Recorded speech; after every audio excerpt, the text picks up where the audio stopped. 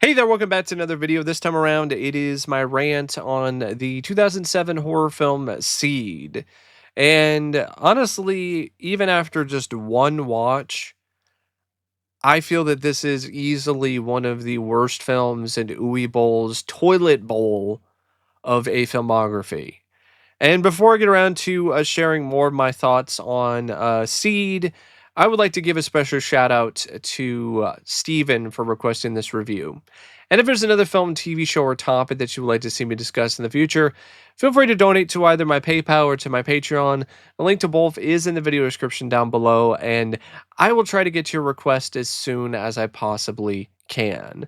Now, Seed is a film that's written and directed by Uwe Boll, and this was his retaliation, so to speak, uh, because there were critics who criticized the other film that he did the same year and said that he couldn't direct serious horror or he can't do a serious film.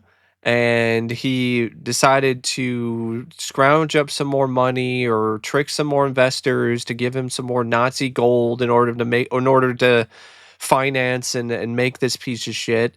And he did it in a way to give the middle finger to his haters to show that, see, I can make serious films. I can make serious horror movies.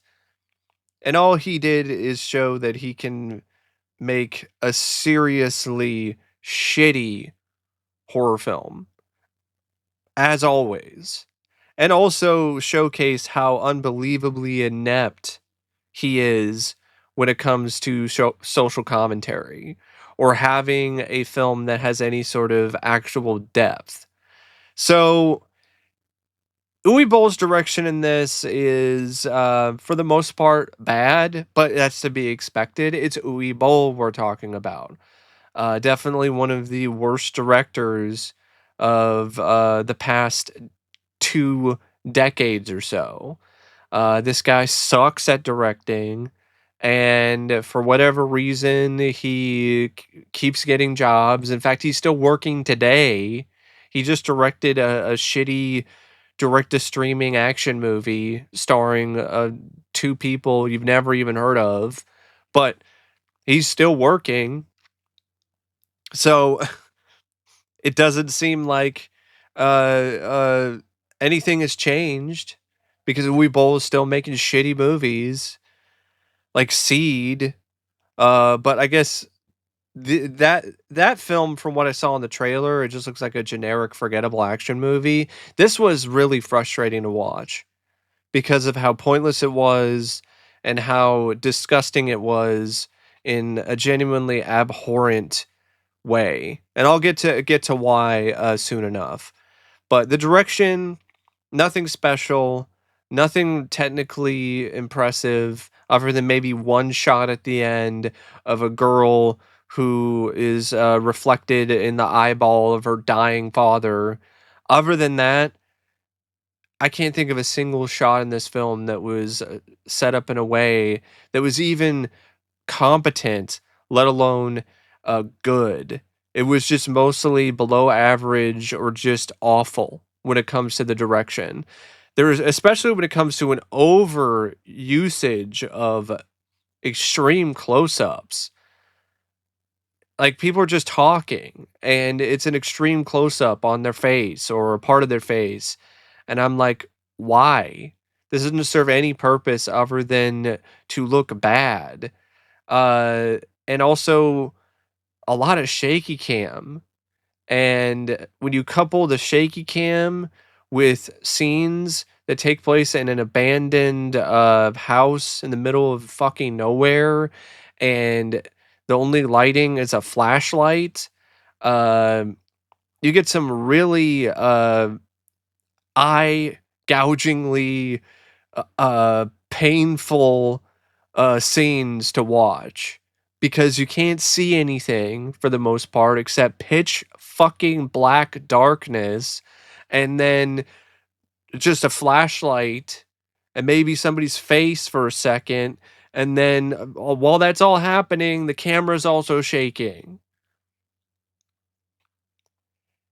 The framing of the shots is really, nothing, that dynamic, nothing that interesting.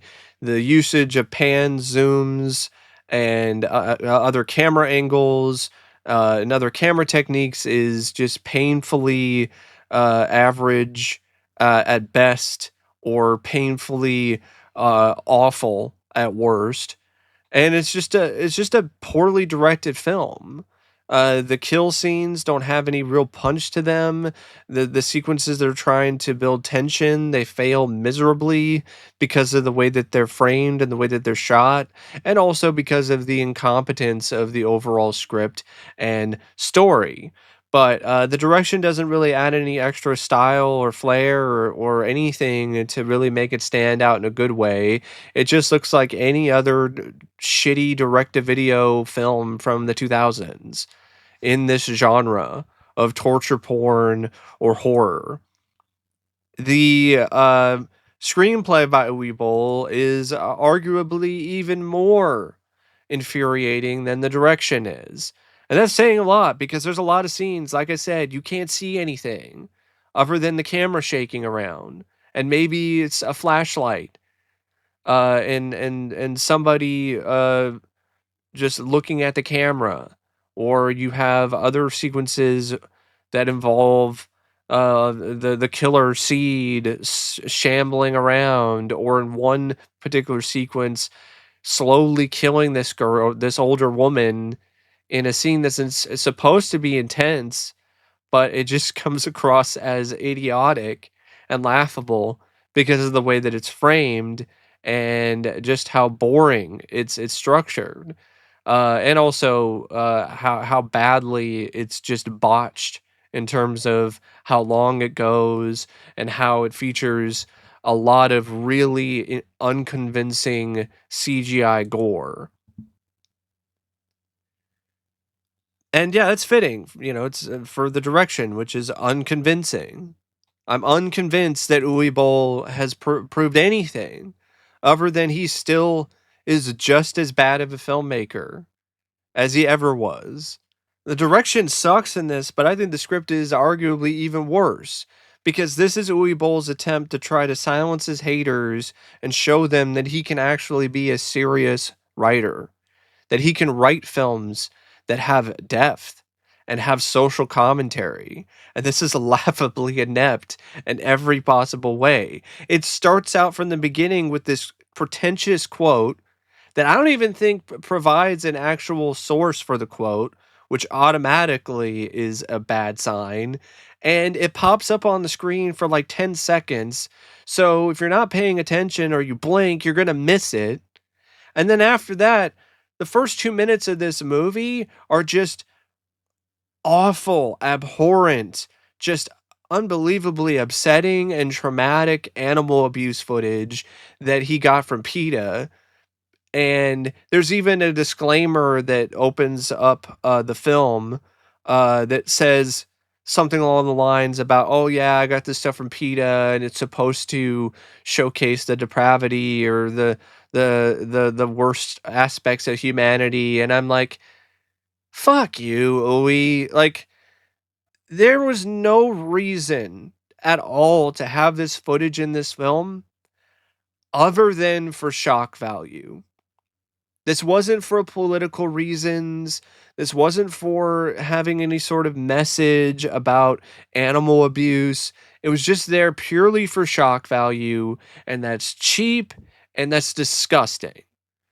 And it doesn't really get much better from there because you have this serial killer who is named Max Seed. In the past, when he was a boy, something happened in a car accident. He got lit on fire and he became disfigured. I guess for some reason that turned him into a redneck inbred hillbilly like Leatherface and made him want to wear a mask. Don't know why, but okay. And this supposedly takes place in the 70s, by the way. And the only thing that you could really glean from its supposed decade that it's taking place in is maybe some clothes. Maybe some of the characters have sideburns. There's like an old tube TV in one shot, and Michael Paré's character uses a VCR. But other than that, there's not really a lot of things that really tie into the whole time period this is supposedly taking place in. Thing in particular is how this freaking killer named Max Seed, who lives in the middle of nowhere in some shack, uh, is smart enough to be able to set up a video camera and record his victims and record the victims on tape. And I'm like, if this is supposedly taking place in the 70s, there weren't video cameras that were that effective, that were that good, that were that reliable when it comes to shooting footage. And you also weren't able to just put them on tapes as easily. Like, unless you're like made out of money and you're, Richie Rich. But I don't think Max Seed, this guy who lives in the middle of the woods in a shack, is Richie Rich. So I don't understand how in the hell he was even able to set up any of this shit. But okay, he has these video cameras that he sets up and records horrifying footage of animals and humans that are left in this jail cell of sorts, in this basement, to die and rot. And there's multiple sequences in this movie, in this script, where it's just watching things rot. That's it. Just watching things rot. It's fitting because you're watching your time rot away, along with your brain cells when you decide to watch shit like Seed. I think he was trying to have having all these scenes of things rotting. It was probably some kind of attempt, some half-assed attempt at some kind of social commentary, but there's no actual context to it, and there's no depth. It's just random gross stuff for the sake of random gross stuff happening. And I'm supposed to think that this is supposed to be some serious horror film when you have when you have Max Seed set up as a serial killer who's killed 666 victims. That's a little too on the nose, don't you think? Ooey. Like, really? You fucking hack. 666 victims. Get it? It's the mark of the beast. And then this script has the audacity to try to have this fucking commentary about the death penalty. Because he gets served the death penalty, and it doesn't work because they try to electrocute him a couple times and he's still got vital signs. And because it didn't work, because their electric chair is cheap and they don't want to pay the money to fix it for whatever reason, the police decide to bury Seed alive. And there's even like a line of dialogue from a prisoner who's talking to like the warden or the guy who's running, or the captain or police chief or whoever it is, and it was all like, "Oh man, you buried him alive. Karma is coming for you." And I'm like, "Karma? Max Seed killed 666 fucking people. Wouldn't karma be coming for him? Wouldn't him being buried alive and having such a horrible death be karma? Wouldn't that be something that would be deserving for killing 666 fucking people? I'm just saying. I don't understand Uwe Boll's mindset at all with this story. You're trying to have some commentary about how the death penalty is wrong and how corrupt police officers are, and something other stuff about police corruption, and it's all set up with this mass murderer who's killed 666 people being viewed as innocent somehow, or somebody who's supposed to feel sympathetic towards. There's like some really random, just nonsensical attempt to try to maybe provide some question marks in terms of whether or not Seed actually killed all these people because of these newspaper articles talking about copycat killers. but it never really goes any deeper than just a newspaper article showing up in a scene. So you're like, okay, all right, there's some copycat killers, but it doesn't explain away that the majority of the kills were copycat killers. If you want to make a statement about the death penalty being wrong, then you have Seed be innocent. Like, how fucking moronic and brain dead do you have to be as a writer when you can't get that straight? You want to make a serious horror film? You want to make some social commentary about the death penalty? It's been done before a million times. But if you want to do that, then you actually have to put some actual thought into it. Instead of, oh yeah, they tried to bury the guy alive and they bent the rules and it's wrong. It's like, but he's a friggin' guy who's killed 666 people. I'm sorry. The morality goes out the window when the guy's killed 666 people. Goes out the window when he's killed 6 people. Going out the window when he murdered 1 person in cold blood, if you ask me. Now, if he's innocent and he's framed and the town decides that he's guilty based on his appearance, based on the fact that he's disfigured, based on the fact that he's uneducated, based on the fact that he's a loner and lives in the woods, and he wears a mask, then you've got something. But no, Uwe Boll, he's not going to use one brain cell in that giant melon on top of his head in order to be able to create a screenplay that actually has effective social commentary for his so-called serious horror movie. So this leads to a lot of moments in the story and the script that are just painfully boring. And I've mentioned painful multiple times, but because it's so fitting when it comes to this movie. So just so boring and dull because there's no suspense and there's no tension. Oh, he survived being electrocuted a couple times somehow and being buried alive. And now he's going for revenge. And now he's going after all the people who set him up one by one. Who gives a shit? He's a serial killer. I don't care. Oh, and also it doesn't help either that the people that framed him, it's like, yeah, yeah, they did a pretty shitty thing, but I'm not really as mad at them. I'm not really that upset at them because he's guilty anyway. If he was innocent, it would be different, but he's guilty. So, no, I don't feel bad. Just like there's this whole scene where Seed is taking out all these police officers when they are heading to his house to arrest him without a warrant, apparently. At least it's not really that clearly explained that they had one. And they go in, they break into his house in the middle of the night, which I always thought was just a brilliant idea, right? So it's just so smart. Such a smart idea. Oh, there's this mass murderer who lives in a house of horrors. And yeah, let's go break into it in the middle of the fucking night and we're only going to use flashlights to light our way throughout this dark, twisted, a demented maze of murder. Yeah, brilliant idea. Such a genius plan.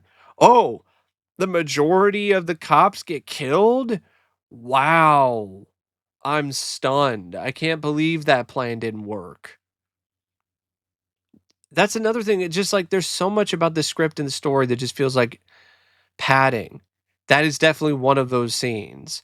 All these cops are looking around the house. One guy gets killed with a pickaxe to the head because Seed's apparently smart enough to create traps. Who would have thunk? Then you also have a scene where a cop goes up into the creepy attic. Like, like, dude, really? You go up into the creepy attic alone? Oh, and then you get killed? Wow.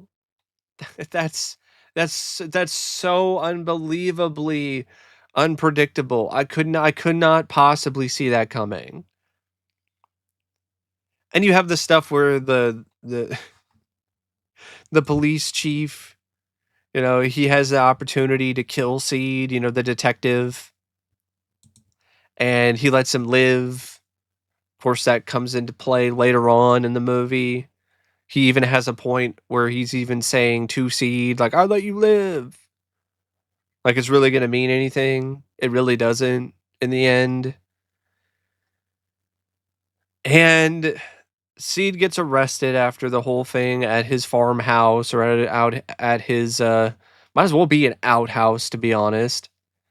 Someone's so full of shit and Seed might as well be living in a giant outhouse. And gets sent to prison with his mask on, I guess because Uwe Boll is a huge fan of Halloween 5. He loved that scene at the end when Michael Myers gets arrested with his mask on. It's like, "Oh, that's so clever. I gotta have that in my movie." So he's arrested with his mask on. Some stupid guards try to sexually assault him. They get their asses handed to them. And then he gets sent to electric chair. It doesn't work. He gets buried alive. Then he comes back alive or is still fine and digs his way out of his grave and goes after the people who set him up, kills them. But then he goes too far, just kills random people too. Like this is another instance of why the social commentary is so inept. Oh, the death penalty is bad, and they wrongfully tried to kill Seed instead of letting him go, which the writer Uwe Boll seems to think is an actual law, where if you electrocute somebody 3 times and after the 3rd time they're not dead, they get set free. That's not a real law. Maybe that's a law in your asshole, which is where you pulled this movie from, but that doesn't mean it's an actual law, Uwe Boll. This whole stuff, okay, all right, we're trying to have some social commentary, talk about the death penalty, and then Seeds killed a bunch of people, and then he continues to kill innocent people. He kills this old lady in a scene that feels like it's 10 fucking years because he just keeps lightly tapping the lady with a hammer and, going a little love tap, another love tap, then harder hit, harder hit, and then just hits it goes after, her head repeatedly with a hammer, just hit, till there's nothing left but, like, a bloody mess. And what could be an effective scene of intensity and showcasing Seed's brutality, it it it's just a showcase of really bad CGI. So even that isn't even something that works. Seed then goes in and, I guess he breaks into, the detective's, house, Detective Bishop, after he's already killed the warden and killed the doctor and killed all of these other people that set him up and screwed him over. He then goes to the detective's house and I guess takes the body parts of the people that set him up and, like, cuts them up and puts them in the captain's bathtub and takes the detective, sorry, I keep getting mixed up, captain, detective, doesn't really matter, it really doesn't, but I apologize for the mix up anyway. So, the detective, he then realizes that his wife and kid are missing, and so then he goes and tracks C down at his house. I'm like, "So, alright, you escaped from, uh, captivity, basically, uh, and you're supposedly smart enough to be able to film all these victims with videotape cameras and hide videotapes and provide the clues to the authorities and do all this other stuff and set up traps, but you're not smart enough to realize that that's probably the last place that you should go back to now that you're free." I'm just saying, but I mean, since Uwe Boll is for the most part free of any sort of actual thought when it comes to writing a story or a script, I mean, it's not much of a stretch that he just goes immediately back to his own man cave. So it goes back to his man cave or his giant outhouse goes back to the shitter in the woods, and the detective follows him there, and Seed set up another video camera thing where now he set up cables and shit to be able to show live footage in 1970 something. And he's showing live footage to the police detective of his wife and his daughter who were chained up in Seed's basement somewhere. And Seed somehow is able to communicate with the wife and daughter, even though you never see him or hear him say a single word. All you hear him do is grunt and make guttural noises, but apparently he can communicate with them because he communicates with them and lets them know that the only way that they're going to be able to be set free is if the detective shoots himself in the head. And of course, they're trying to tell him not to do it, but he does it anyway. And that's after his wife already gets killed by Seed, by the way, because he doesn't want to see his daughter die. And his wife warned him beforehand. His wife was like, "Hey, you dumbass, Seed's going to kill us anyway. Don't kill yourself." But the detective still puts a bullet in his head, and then Seed does honor his word, but he does it by just letting the daughter go and throwing her into the same cell with her dead dad, who is bleeding out from a head wound on the floor. And then Seed locks the door, and then the movie is over. You're like, what? So I wasted an hour and 20 minutes of my time on an absolutely pointless fucking story that started in a complete and utter uh depraved and disgusting uh path, and then ended in nowhere. So it starts off rough and awful and just ugly in every possible fucking way, with just disgusting shock value in terms of utilizing animal abuse footage to show how evil Seed is because he's watching it on the TV.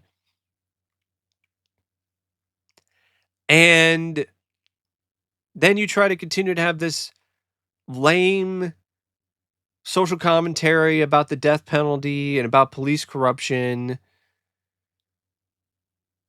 You set up Seed as this mass murderer. He's escaped. He got his revenge.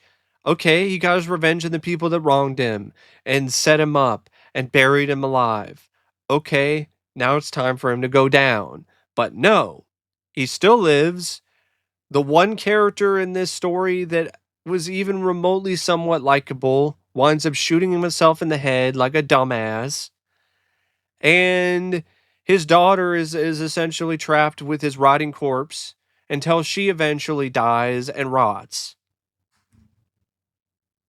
And your psychopathic killer is now free, and he's gonna keep on killing. Great. Utterly fucking pointless.